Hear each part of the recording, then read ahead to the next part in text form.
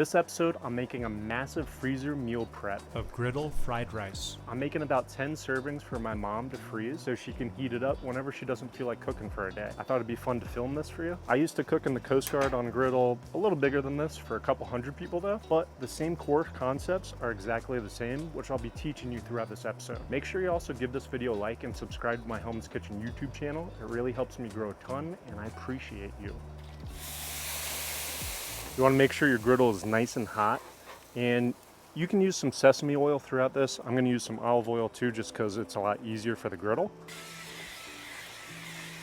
We're going to start off by sauteing, and dropping some of our veggies, but sauteing most of our veggies. So I cut these carrots on a bit of a bias cut, so they look a little nicer when they're cooking. We're going to throw our carrots and peppers on first because they take a little longer to cook.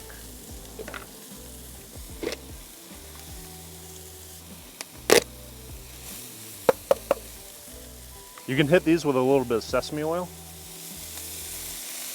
Nice flavor on them. Hit it with a little salt. As well as some liquid aminos. You can totally use soy sauce instead. This is just what I have on hand. Basically a mildly healthier version of soy sauce. We're going to add in some rice vinegar as well.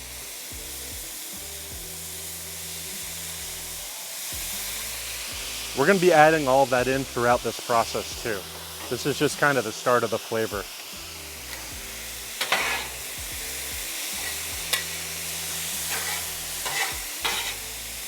Now our carrots are starting to get browned a little, our peppers are starting to as well. We're going to add our broccoli. This stir fry in particular, it's going to be a very veggie heavy, that's hard to say, a very veggie heavy stir fry because my mom wanted it that way. So usually I might put in about double the amount of rice that I'm going to for this amount of veggies, but she's all about the veggies. So all right, we're going to hit it with a little more salt. We're going to add in our frozen peas as well.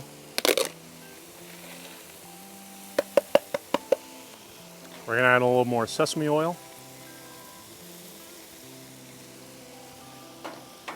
As well as our liquid aminos and rice vinegar.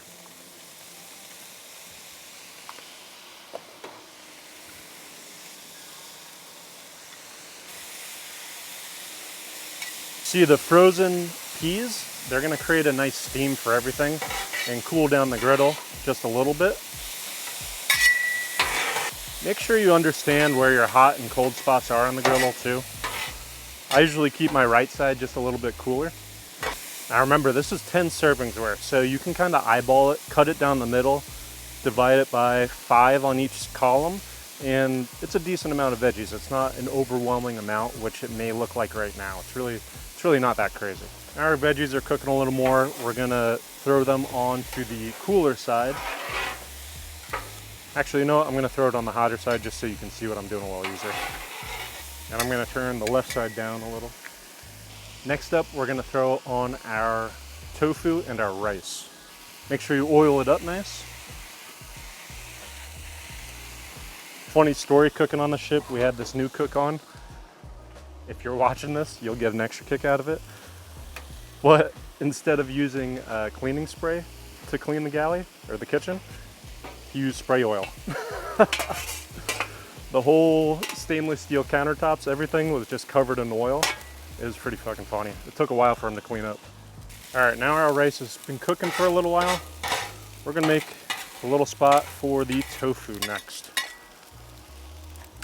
I'm using tofu in this dish because my mom didn't want meat in this one, but feel free, instead of tofu, to add some cube chicken, cube beef, whatever you're feeling, you know? You can do pork too, really anything your little heart desires. All right, we're gonna add a little bit of all of our seasonings to both of these. A little sesame oil. It's a weird word to say too. All right, a little salt.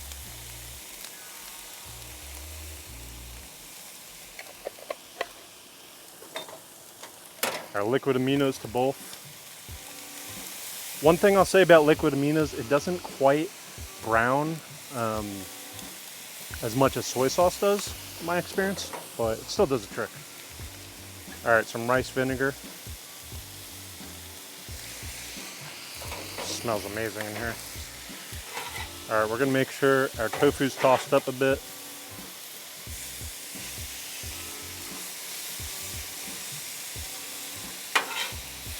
All right, toss your rice a little, then we're gonna make a little hole for our eggs. Now I'm using 3 eggs, three farm eggs actually. They're really good, local eggs. Anyways, 3 eggs for this. You could probably use a few more if you want. My mom's trying to cut back off the egg yolks a little, so trying to be respectful of that. Make sure you spray the rice with some oil, and then throw your 3 eggs in the middle. Now you're gonna kind of do a loose scramble in the middle of them, and you're gonna mix that into the rice. That's really gonna give it a great flavor and texture into everything. Make sure you don't scramble the eggs and then throw them in. Do it like this. It comes out way, way better. Should look like kind of like snot. We can throw in our chopped garlic. We'll throw this right into the rice.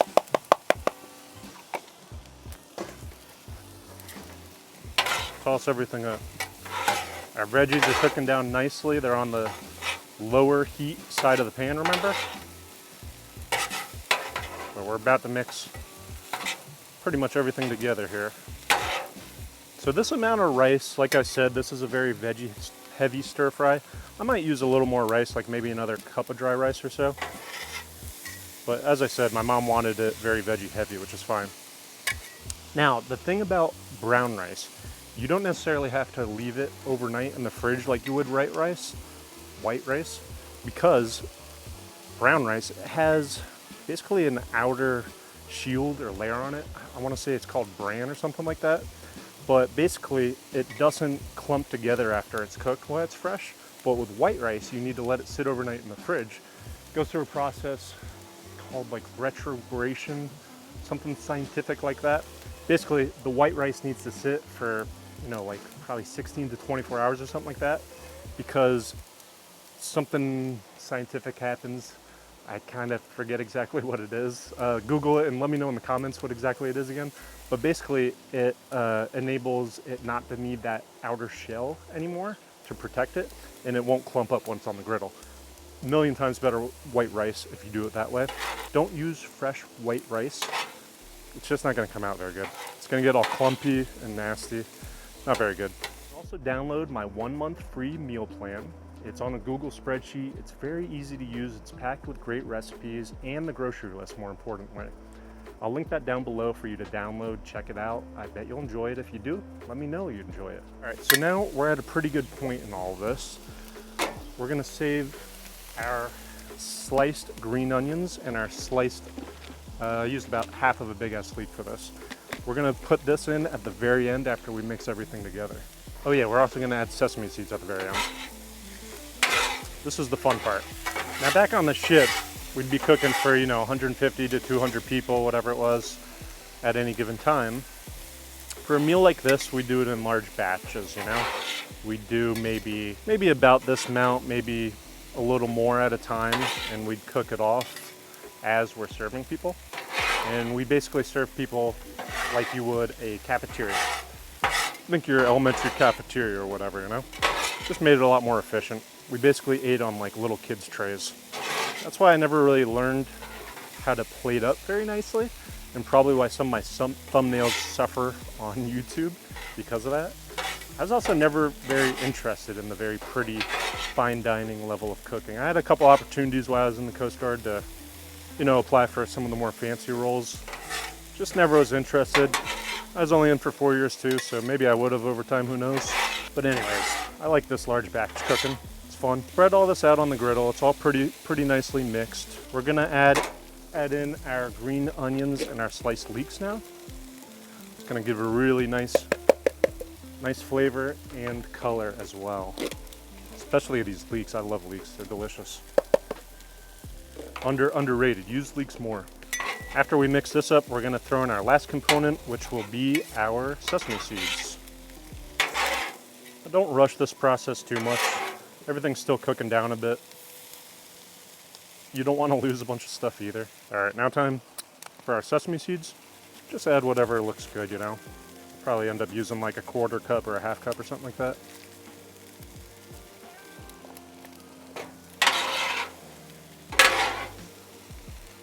Now, when you're taking all this food off and using a tray, if you're using metal, keep in mind that metal is going to heat up, and you don't want to burn yourself.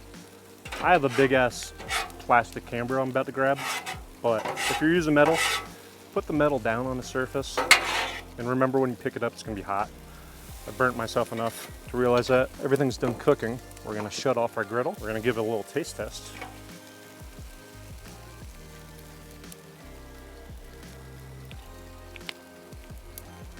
Add in a little more coconut aminos, probably a little more salt too. Just like a little bit more, nothing crazy. A little more rice vinegar too. A little bit of rice vinegar goes a long way. Don't overuse it. You could also add some like fish sauce or hoisin sauce to this. Get wild, throw in some different kind of peppers, you know, some hotter peppers if you'd like. Make it your own. Kind of do it like Thai style and make it super spicy if you'd like to. Now I think we're in a pretty good spot to use this big ass shovel, which is kind of cool. Not gonna lie, I'm like oddly excited to use this shovel. We could have used this back on the ship. I don't know why we didn't. Maybe it didn't exist back then. Anyways, we're gonna load this up. Next step, we're gonna load up our meal prep containers. In this case, for my mom, we're gonna load her up nicely. I'll see you in my kitchen where I'm gonna load these up into freezer meal containers, and we'll go from there. This is a lot of veggie stir fry, a solid 10 servings. I don't know how many pounds, I should grab my scale probably.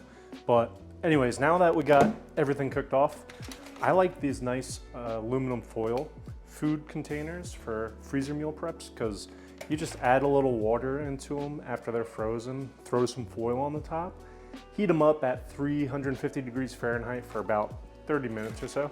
Makes it really easy. You can use the hard plastic ones and throw them in the microwave. It's really personal preference, or the glass ones, whatever your preference is. I'm gonna show you how I prep these and how I label them for my mom, especially because sometimes her husband might be heating these up for her, so it makes it that much easier. I'm gonna make very, very simple instructions. If you divide this into 10 servings, it's going to be about 480 calories per serving. But for my mom, I'm going to divide it into about 12 servings, bringing it closer to 400 calories per serving. I'm also going to swipe a couple meals for my wife and I, since I'm pretty hungry after cooking on the griddle for a while. So I'm going to shovel about 2 servings per container so she can heat it up super easy. A couple of meals at a time. I'm going to label these very clear instructions, you know. You got to remove the lid off this because you can't put this kind of lid in the oven. Cover it with foil and cook it at 350 for 30 minutes. If you enjoyed this episode, you'll also enjoy my sheet pan salmon and veggies meal. I'll link that above and down below in the description for you. Leave me a comment below if you're going to make this recipe at home, and if you do, what you change up.